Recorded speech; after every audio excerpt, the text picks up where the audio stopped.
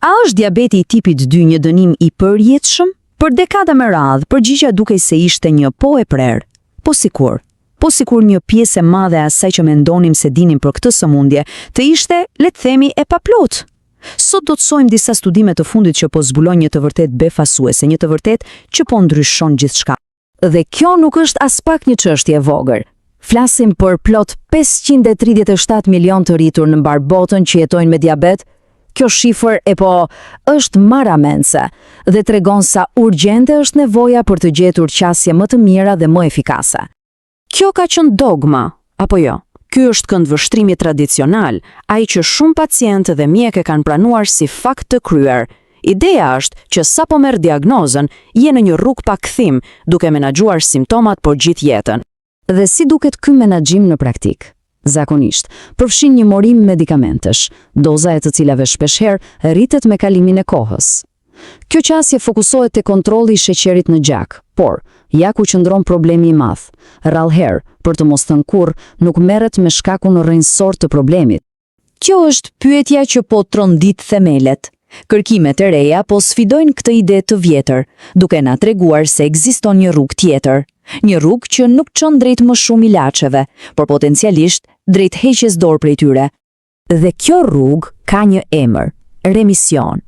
Tani, kjo nuk është në një kurrë magjike, por është një objektiv real, i arritshëm, që po e ripërcakton krejtësisht ç'do të thotë të jetosh me diabetin e tipit 2. Po çfarë kuptojmë saktësisht me fjalën remision?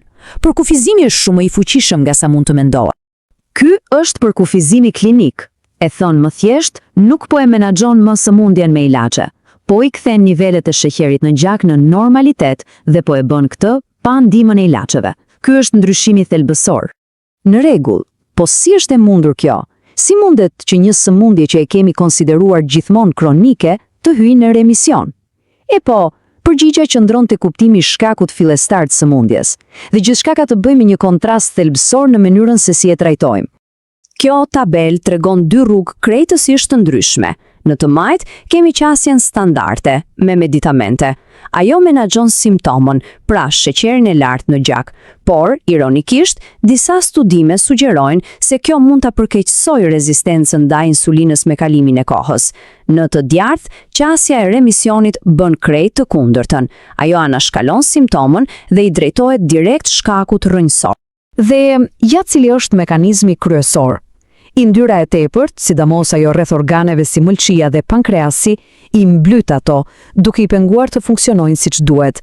Kur ndodh një humbje e konsiderueshme peshe, kjo yndyrë zvoglohet dhe kjo praktikisht i çliron këto organe që të bëjnë punën e tyre siç duhet, pra të prodhojnë dhe të përdorin insulinën në mënyrë efikase. Tani, kjo nuk është thjesht teori, është shkencë e provuar. Le t'i hedhim një sy provave bindëse që vijnë nga disa studime novatore. Një nga studimet më të rëndësishme quhet studimi DIRECT. Ulëmtuesit donin të shihnin nëse një program intensiv për menaxhimin e peshës i ofruar në mjedisin e kujdesit parësor, pra në botën reale, mund të arrinte realisht remisionin. Dhe rezultatet? Ishin absolutisht mahnitse. Pas 2 vitesh, më shumë se 1/3 e pjesëmarrësve, plot 36%, ishin ende në remision. Kjo tregoi se rezultatet nuk ishin thjesht një sukses afatshkurtër. Por këtu gjërat bëhen edhe më interesante.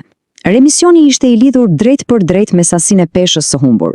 Për ata që humbën më shumë se 10 kg, shkalla e remisionit pas 2 vitesh kërceu në një shifër të pabesueshme prej 64%. Kjo tregon një lidhje të qartë shkak-pasojë. Dhe kjo nuk është një gjetje izoluar.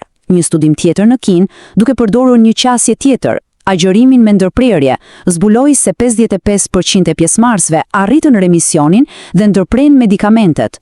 Pra, metodat mund të ndryshojnë, por parimi themelor i humbjes së peshës mbetet po aq i fuqishëm.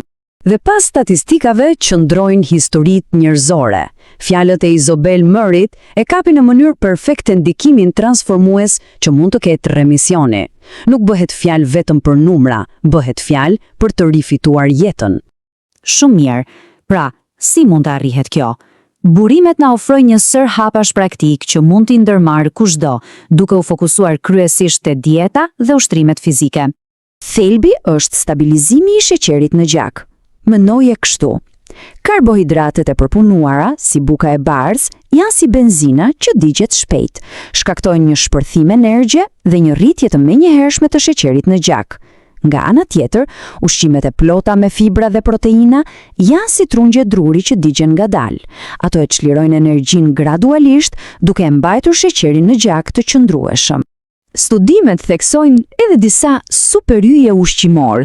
Frutat si manaferrat dhe mollët, apo perimet si patatet e ëmbla, ofrojnë ëmbëlsi dhe ushqyes, pa shkaktuar luhatje të mëdha, dhe mos harroni aleatët e tjerë. Kosi, tërshëra dhe peshqit e pasur me omega-3 janë thelbësor për të mbajtur trupin në ekuilibër.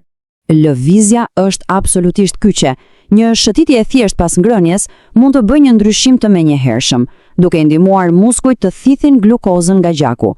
Dhe nëse kjo kombinohet me ushtrime forcuese për të ndërtuar masë muskulore, trupi bëhet edhe më efikas në menaxhimin e sheqerit në gjak nafa të gjatë.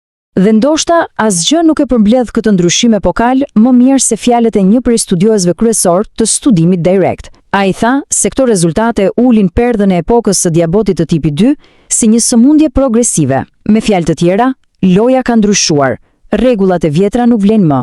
Provat janë të qarta dhe shpresa është më e prekshme se kurrë. Me njohuritë që kemi tani, pyetja nuk është më nëse remisioni është i mundur, por si mund ta bëjmë atë një realitet për sa më shumë njerëz.